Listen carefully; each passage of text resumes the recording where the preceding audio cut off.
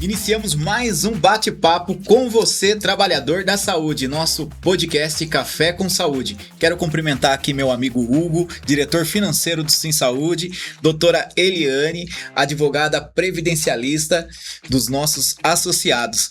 E hoje com um tema muito importante para você, trabalhador, são as mudanças que estão acontecendo hoje para quem acaba tendo que se afastar hoje por doenças, por alguma situação de saúde. Hoje teve algumas alterações e a doutora Eliane está aqui junto conosco para tentar sanar um pouco das dúvidas, esclarecer alguns assuntos que geram polêmicas ainda nesse assunto. Tem o limbo previdenciário, tem essas mudanças. Doutora Eliane, seja bem-vinda.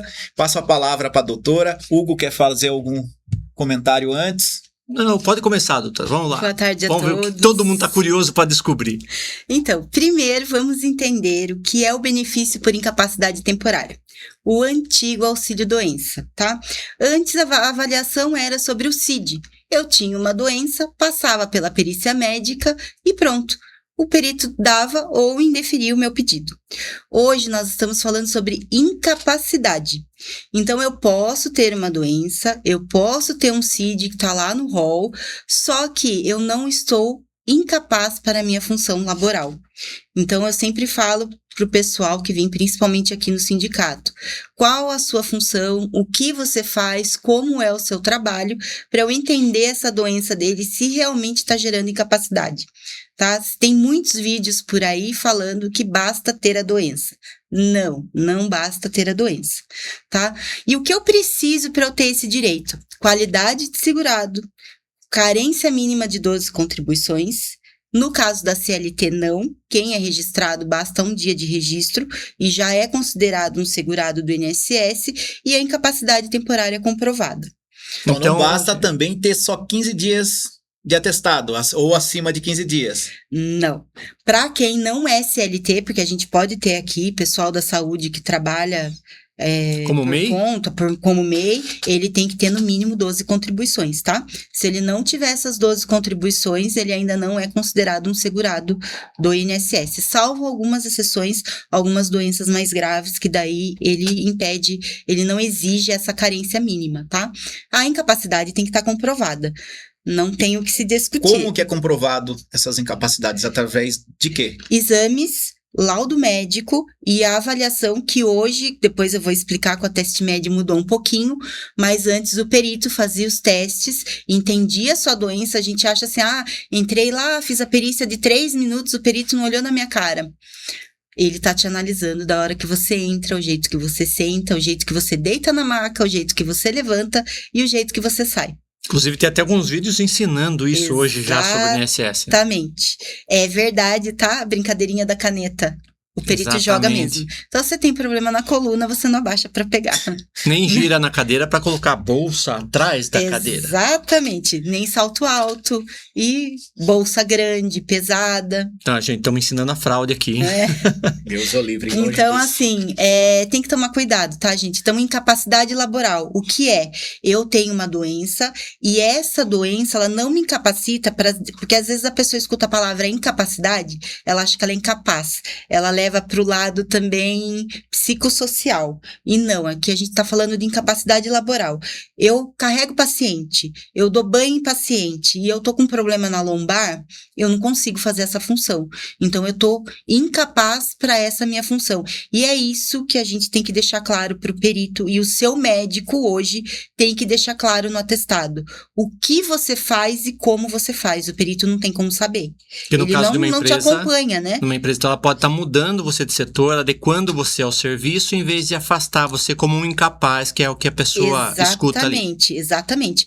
Por que hoje é difícil você conseguir o afastamento? Ou mesmo a aposentadoria por incapacidade permanente? Porque tenta a generalização da lei situação. Da inclusão. Se eu tenho uma lei de inclusão, onde eu falo que a pessoa que ela tem uma deficiência, ela tem que ser inclusa, ela tem que incluir no ambiente de trabalho, eu tenho vaga PCD. Então, por que eu vou aposentar? Porque a capacidade ou incapacidade, ela não é total, né? Exatamente. E a temporária, o que a gente tem que pensar? A minha incapacidade temporária é por um tratamento que eu tô fazendo. É por um problema que eu tô temporário. Ah, eu caí. Não importa se foi dentro da empresa, se foi na minha casa, eu quebrei meu pé, eu fiz uma cirurgia, ou mesmo tô com uma lesão no ombro, na lombar, tô com um problema psicológico hoje, né? É tão comum. Tantos problemas que existem, né? Ainda mais na área da saúde, pós-Covid, veio, né? O que a gente vê aqui, as pessoas estão trazendo ainda muitos problemas Tanto psicológicos. É que a NR1 tá aí, né, pra a NR1 isso. tá aí pra isso. E a doutora falou um nome diferente aí que eu não conhecia agora, mas eu guardei aqui, o AtestMed. AtestMed. O que seria AtestMed? O AtestMed, ele veio para agilizar a fila do INSS. É uma inteligência artificial do INSS. Como funcionava antes? Eu entrava com o pedido, a forma de pedir é a mesma. Eu entrava com o pedido no meu INSS ou através do 135 e juntava simplesmente o atestado médico e meus documentos pessoais. Isso bastava. O INSS ia agendar uma perícia presencial e ia sair a minha decisão, se foi concedido ou não o meu benefício. E levava os demais exames nessa perícia. Então não preciso mais chegar às 3 horas da manhã na porta do INSS para guardar fila. Não. Isso é ótimo. Agora, com a AtestMed, o que eles estão prometendo? Agilidade. Só que o que mudou? O meu atestado, ele tem que ser completo. Ele tem que ter data de início de doença, ele tem que ter a desenvoltura do que já foi feito até hoje sobre essa doença. Quanto mais completo o laudo, quanto mais completo esse atestado, melhor vai ser para análise da inteligência artificial. Quer dizer que o atestado ele vai virar um prontuário do paciente, com todas as informações que ele tem desde lá do início de todos os problemas. Não pode faltar. O que não pode faltar? Início da doença, a data, CID da doença, o diagnóstico e o que está sendo feito, CRM do médico e, principalmente, a assinatura legível do médico, tá? Porque isso é se a inteligência artificial não enxergar ali a assinatura, ela vai indeferir. Esse é um dos grandes problemas. Mas é uma lei antiga que existe e nunca foi feita a cumprir, né? E, principalmente, o prazo desse afastamento. O que é muito comum a gente ver em atestado hoje. Prazo indeterminado. Então hoje ele tem que ter uma data. Ele tem que ter uma data. Por quê? Não é o perito que tem que falar qual é o prazo que você tem que estar afastado. Se é indeterminado, então a gente está falando de aposentadoria. Exatamente. Não estamos falando de um benefício por incapacidade temporária. Então tem que ter a data hoje. Se foi no médico, o médico deu um atestado, prazo indeterminado, pede para refazer. Tem que ter um prazo. E é direito do paciente exigir todos esses dados no atestado? Sim. A data, não tem como. Ele tem que colocar a data. O prazo de afastamento, ele tem que saber quanto tempo o paciente dele precisa de tratamento. Não é só colocar lá indeterminado, o paciente não vai saber quando ele vai sarar, quando que ele vai estar recuperado. É um direito médico não dele. tem uma previsão, nada, como que ele está tratando sem um prognóstico de cura. Exatamente. Doutora, e toda mudança, ela vem para benefício mesmo. A gente sempre, né, a ideia é mudar para melhorar. Mas a gente sabe que também vem as dificuldades. As mudanças também trazem alguns prejuízos. E a senhora consegue enxergar hoje qual que é a maior dificuldade que o AtestMed vem trazendo hoje para o trabalhador? Sim, principalmente em deferimento automático. Qualquer erro no atestado, qualquer falta de documento, hoje você tem que juntar os laudos médicos, você tem que juntar o atestado, você tem que juntar seus documentos pessoais, que já era exigência anterior. Os laudos médicos não eram exigência, hoje é. Se você tem laudo, você tem que juntar qualquer coisa que falte em deferimento automático. Porque o que o AtestMed vai fazer? Primeiro, ele é uma inteligência artificial. O atestado está com tudo que eu quero? Sim. Então, eu vou passar ele para análise documental. Como que é feita essa análise documental? É um médico, é um perito. Então, você não vai ter contato com o perito. O perito vai ter contato com os seus documentos, com os seus exames. Por isso, tem que ser muito bem feito. Porque se tiver só lá assim, a pessoa tá com, problema na lombar. Atesto por 90 dias. Tá, E aí? Mas qual é o problema? Eu tô inapta para o meu trabalho, porque aqui a gente tá falando de inaptidão. Sim, Incapacidade laborativa. Eu tô. Então, o médico ele tem que colocar paciente trabalha, né? No caso, o paciente dele trabalha carregando peso de horário a tal, trabalha em pé, trabalha sentado. Ele vai ter que fazer esse histórico. E já deve ter pedido exame também. Tem, assim, uma lesão na lombar, uma hérnia, um esmagamento de disco, não qualquer coisa cabe mais assim. no Ateste-Med esses atestados de CID e atesto por tempo indeterminado. Que são muito vagos, muito perdidos. Doutora, e esses erros hoje no Ateste-Med pode levar a uma escuridão aí que o trabalhador tem até medo de ouvir essa palavra quando fala em INSS, fala de afastamento, que é o limbo previdenciário, né? O que seria o limbo previdenciário? Qual que é o risco de hoje com o Ateste-Med, o trabalhador cair nesse limbo previdenciário? Qual a melhor forma dele fugir desse limbo? É o que mais vai ser comum, tá? O limbo previdenciário com o Ateste-Med. Por quê? Eu posso ter um atestado de 180 dias e o Ateste-Med, ele me dá um afastamento automático de 90. Ele não ultrapassa 90 dias. Então, eu vou ter um atestado de 180 e o meu benefício vai cessar com 90. E aí, o que acontece?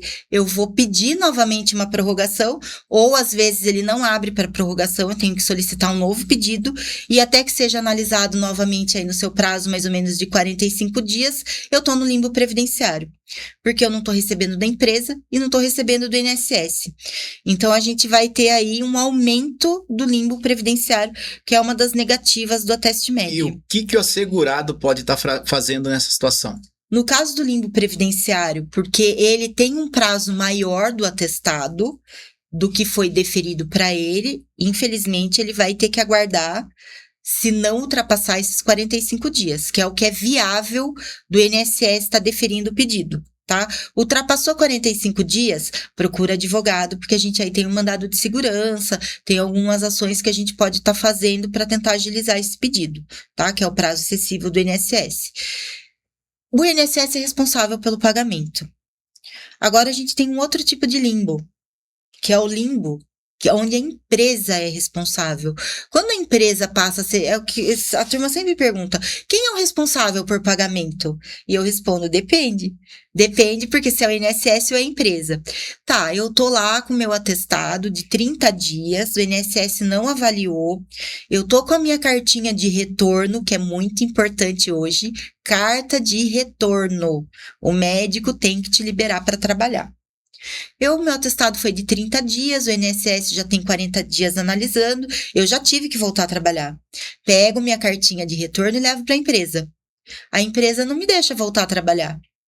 Aí eu tô num limbo previdenciário, onde a empresa é obrigada a me pagar, não o INSS. Porque o INSS, ele é responsável pelos meus 14 dias lá, 24 dias, 30 dias, depende do que tiver lá. O que ultrapassou isso, a empresa não me deixou retornar, o INSS não é responsável. A responsável é a empresa. Mas o que acontece na realidade é que a empresa joga de volta a responsabilidade pro INSS, o INSS joga pro... Acaba ficando aquele jogo de ping-pong. E aí, o que o trabalhador tem que fazer nesse momento? O trabalhador, ele tem que exigir o ASO. Ele tem que exigir passar pelo médico do trabalho. Desde que ele esteja com a cartinha de retorno. E o que é o ASO, doutora? O ASO é a avaliação médica do médico do trabalho. É o documento onde o médico do trabalho coloca se a pessoa está apta ou inapta para retornar ao trabalho. É o médico da empresa, é o médico do trabalho da empresa. Então, a empresa vai te encaminhar para ele. Sempre que você volta de um afastamento, é aconselhável que a empresa te encaminhe para o médico do trabalho. E aí ele vai fazer esse documento onde ele coloca se você está apto, inapto ou se você precisa de alguma reabilitação. Por exemplo, eu estou apto, meu médico me deu o retorno, só que eu não posso carregar peso. E eu trabalho num setor, por exemplo, com pacientes adultos. Eu posso carregar criança, mas eu não posso carregar adulto. E aí, o médico do trabalho, junto com o meu médico particular que me deu alguma restrição, e ele vai fazer um apto com restrição.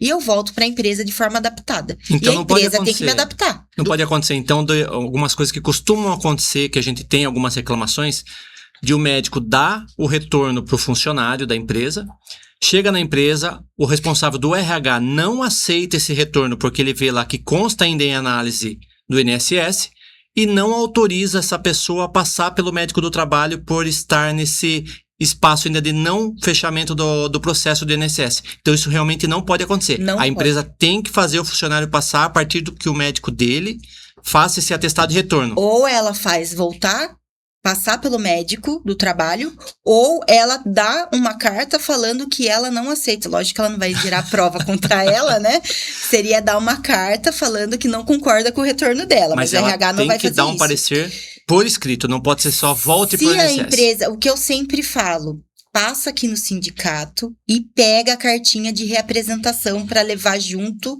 com o atestado de retorno. Porque essa cartinha é importante, porque a empresa tem que assinar que está recebendo, que você se reapresentou e ela não deixou você voltar a trabalhar.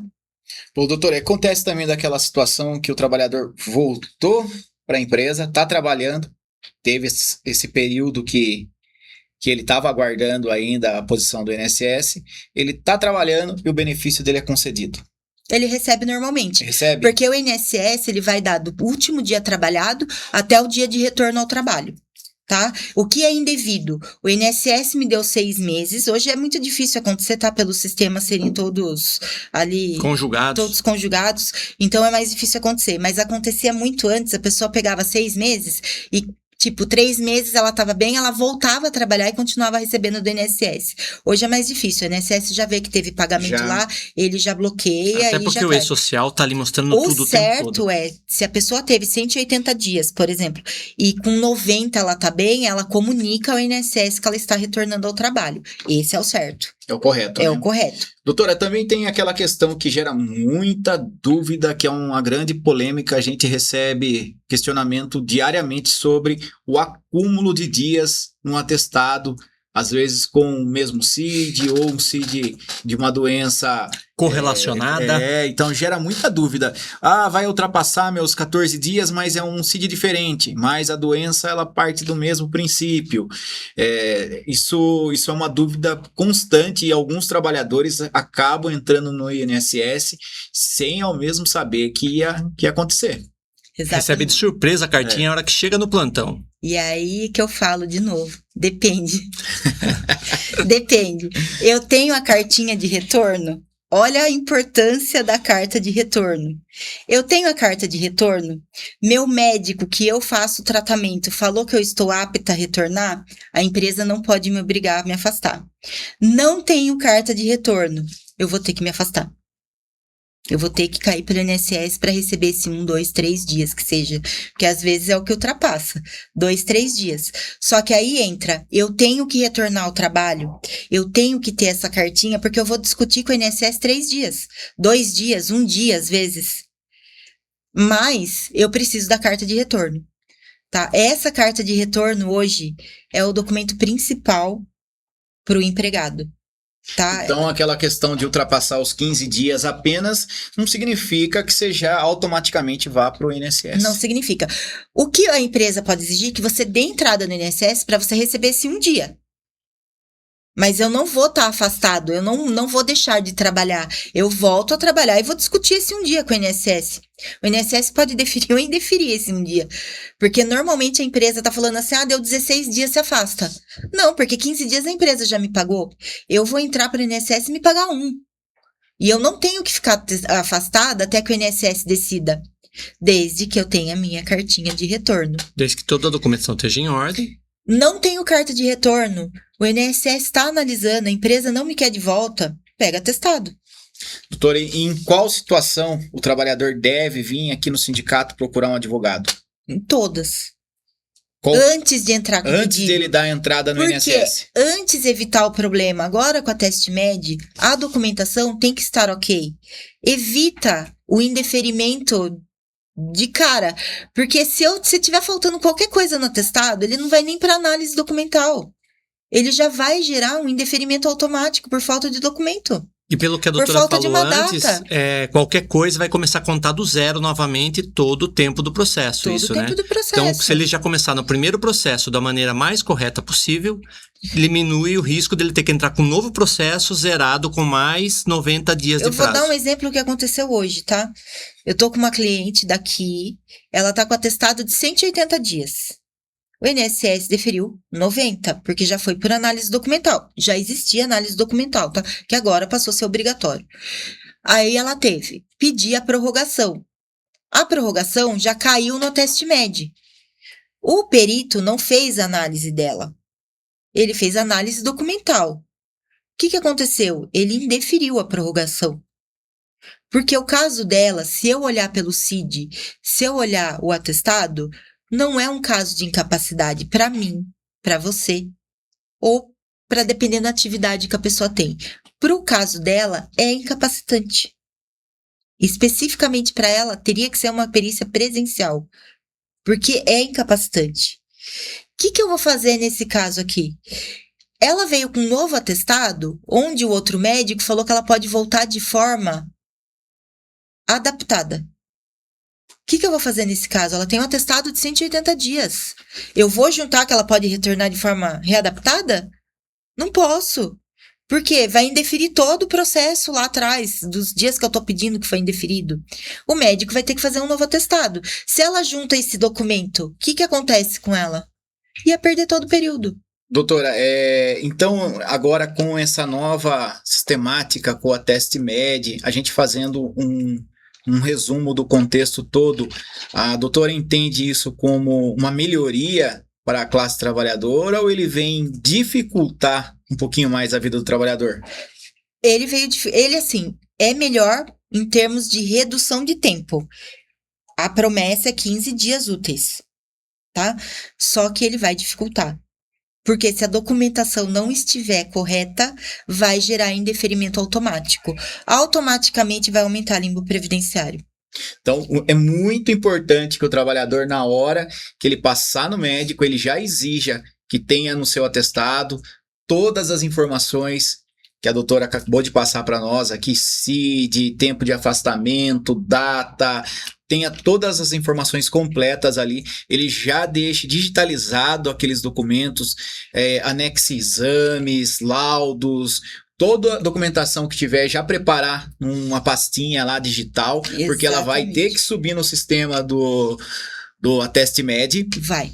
E tem que estar muito bem organizado, legível. Olha a assinatura do médico, olha se o médico colocou a data no dia que você está passando. Tem médico que esquece de colocar a data. E uma questão que o nosso amigo Hugo aqui sempre pega no pé do pessoal, né? A turma tem mania de pegar a documentação, qualquer documento, vai lá e tira uma foto. Aquela foto sai com reflexo, sai às vezes torta. O INSS não aceita. Hoje a gente tem ferramenta, e hoje vamos colocar aqui que a nossa categoria, todo mundo tem acesso a um celular internet. É muito difícil hoje ainda alguém que não tenha ou não tenha alguém próximo dela que possa estar auxiliando, né? Exatamente. Então, hoje o correto seria escanear, né? Sim, tem que ser escaneado. Todo celular tem, desde o mais simples até o mais caro, tem o sistema, tem o aplicativo. Você faz o escaneamento, joga em PDF, coloca numa pastinha lá. E a hora que você tiver um lugar que tem internet, porque para fazer o escaneamento não precisa de internet, né, Pablo? E se você tiver um lugar, uma câmera boa no seu celular, você pode fazer por foto. Você só tem que tomar cuidado com isso, com reflexo, com... Pode ser foto, porque às vezes a pessoa fala, eu não tenho qualidade boa. Não é assim, tô em cima da cama, sai lá a cama, sai o cobertor, sai o travesseiro. É que às vezes, doutora, o que é qualidade boa? O PDF a gente sabe a qualidade que ele vai chegar para a empresa e para o INSS. A qualidade boa para a pessoa, às vezes, de uma foto, é o que dá para enxergar. E no INSS eles não vão querer o dá para enxergar. Tem que ser literalmente 100% legível. O que a gente vê acontecer muito aqui dentro do sindicato hoje. O trabalhador vem para fazer uma consulta jurídica e ela não traz o mínimo, às vezes, os documentos dela e quer que traga a informação para ela. Não tem como, às vezes, você ajudar se você não tiver o documento, a informação.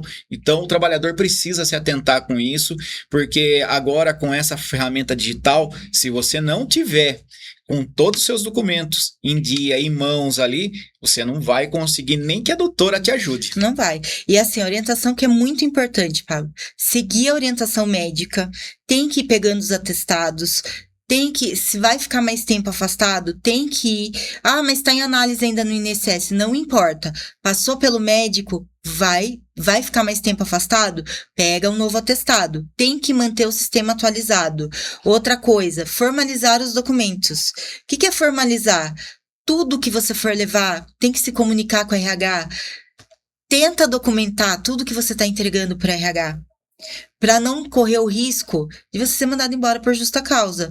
Porque tem gente que acha que, eu tô lá com o pedido em análise, acabou meu atestado, eu não preciso voltar e eu não preciso fazer mais nada.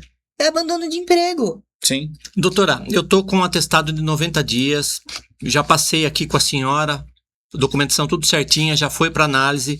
De quanto em quanto tempo eu tenho que voltar a visitar a senhora, se eu sou uma pessoa que tem uma certa dificuldade de manipular a internet ou os aplicativos, para eu ver se eu tô no prazo, se eu preciso colocar ou tirar alguma coisa, ou informar alguma coisa. Eu sei que não precisa ser semanalmente nem diariamente, mas de quanto em quanto tempo seria o certo eu voltar com a senhora para ter essa informação? Olha, quando eu dou entrada por aqui, eu deixo o celular da pessoa cadastrado, o WhatsApp e o e-mail da pessoa cadastrado no INSS. Então, se ele faz qualquer movimentação no pedido dela, ela recebe uma notificação pelo WhatsApp, só que no caso, vem lá o número do requerimento, não é esses, você não. Vem certinho sim. o número do requerimento e vem na informação para que ela olhe o que o INSS está solicitando. Ele não vem com a informação do que é. Ele só vem para que ela entre em contato no 135 ou acesse o meu INSS para verificar o que está precisando. Então, normalmente, os clientes que vêm aqui, eu falo, olha, chegou qualquer informação, você me manda para eu dar uma olhada, para ver se realmente é do INSS, não clica Para ver em se não é nada. fraude, Exatamente. né? Que tá aumentando bastante. Se eu consigo resolver com a pessoa pelo celular, eu já resolvo, eu já entro no sistema e já olho. Se há algum caso de exigência que eu preciso juntar mais algum documento, eu peço para que ela retorne. Então, normalmente, eu já vou conversando com as pessoas pelo WhatsApp aqui, o meu particular, que eu passo para eles, e aí eu já vou conversando com eles e a gente vai se entendendo. Se for necessário, eu peço para retornar aqui. Saiu o benefício, deferiu, precisa imprimir a cartinha de concessão, precisa ver a data que vai ser feito o pagamento, aí eu agendo com a pessoa, ela vem aqui só para entregar esses documentos. E isso teria algum custo, doutora, com a senhora sendo sócio do sindicato? Para sócio não tem custo nenhum. E quais os dias a senhora está aqui para atender os nossos associados? Segunda-feira no período da tarde, das 14 às 17 horas, e de quarta-feira no período da manhã, das 9 às 12 horas. Então, você é sócio do sindicato, qualquer problema, temos aqui o nosso jurídico, agora a doutora Eliane aqui explicando tudo nos mínimos detalhes para todos vocês. Qualquer dúvida, qualquer dia, pode entrar em contato comigo, com o Pablo, com qualquer diretor. E se for nos dias de plantões da doutora Eliane, é só vir e passar em atendimento, não precisa de agendamento, tá? É só chegar no sindicato, Rua Coronel José Prestes, número 113, Centro Sorocaba, e passar com a doutora nas segundas e nas quartas-feiras. E o que é muito importante desse assunto, que eu acho que, assim, para fechar esse dos 15 dias, tá? Ultrapassou 15 dias de atestado, não significa automaticamente obrigação absoluta de afastamento previdenciário. Não é obrigado a se afastar automaticamente. O ponto central continua sendo incapacidade laboral. Mas e aí? Quem decide? O seu médico. Se passou dos 15 dias, não gera o afastamento e a obrigação de pagar. Da empresa? A empresa tem a obrigação. Se eu entregar o meu atestado de retorno, o meu laudo de retorno, entreguei, a empresa não me deixou retornar, quer que eu entre pelo INSS, eu vou dar entrada no INSS, só que a responsabilidade depois vai ser da empresa. É da empresa. É da empresa, não vai ser do INSS, porque o INSS vai pagar os dias que ultrapassaram os 15. Doutora, estamos chegando ao nosso final do nosso bate-papo. Um bate-papo muito importante é informar o trabalhador sobre os seus direitos, sobre as mudanças que estão acontecendo hoje. A legislação ela vem se modificando dia a dia e temos hoje especialistas aqui para te auxiliar ajudar o trabalhador a não cair em armadilhas, em ciladas, para depois lá na frente o prejuízo ser muito maior. Então, antes que aconteça, que tome qualquer decisão, venha até o sindicato realmente, tire as informações, faça o caminho correto, o caminho que tem que ser feito, para que amanhã você possa deitar e dormir tranquilamente, né, doutora? Exatamente. E para a gente chegar ao fim, gostaria que a doutora deixasse aqui um recado para a nossa categoria, para o trabalhador. Que eu falo, pessoal, cuidado com os vídeos na internet sobre CID, que basta ter doença, que você se afasta, que você consegue aposentadoria. Não é assim que funciona, tá? Cuidado. Vai se afastar pelo INSS? Tem que estar realmente doente, porque vai ficar no limbo previdenciário, tá? Vai ficar sem receber, então, cuidado. A gente não pode deixar nenhum segurado desamparado, né? Mas nada é tão simples nem é mágico. Nada é tão simples. Hugo, quer deixar algum recado para a categoria? Agradecer todo mundo que acompanha a gente nas redes sociais, no Facebook, no Instagram, no YouTube, no Café com Saúde. E estamos aqui para atender a todos vocês. Precisou, é só chegar aqui no sindicato. Pessoal, agradecemos a participação de todos, doutora Eliane, Hugo. Estaremos encerrando mais um bate-papo e hoje com um tema especial que é o jurídico. E até mais. Um abraço ao Sim Saúde junto com você.